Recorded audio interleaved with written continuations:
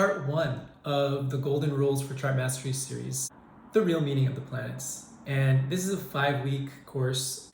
You can study the planets over and over. I think you can continually study the planets throughout a lifetime. And what that is doing is that you are refining your language.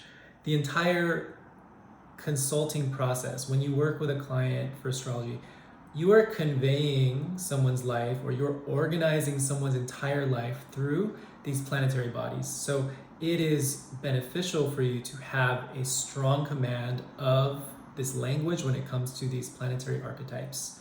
And when you're immersing yourself in the study of these planets, it's not really about the material. It's about you starting to tune into a frequency.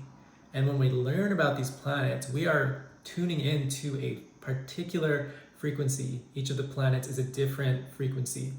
And so this particular course is going to be my version of these frequencies.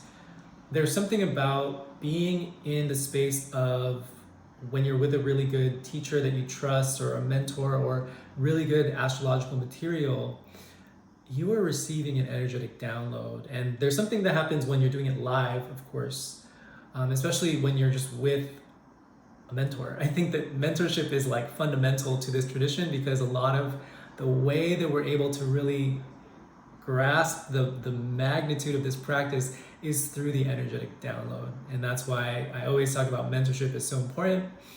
But I'm going to be giving you my version of the channel that I have developed to, share about these planetary bodies, planetary archetypes, particularly through the outer planets, so Jupiter to Pluto.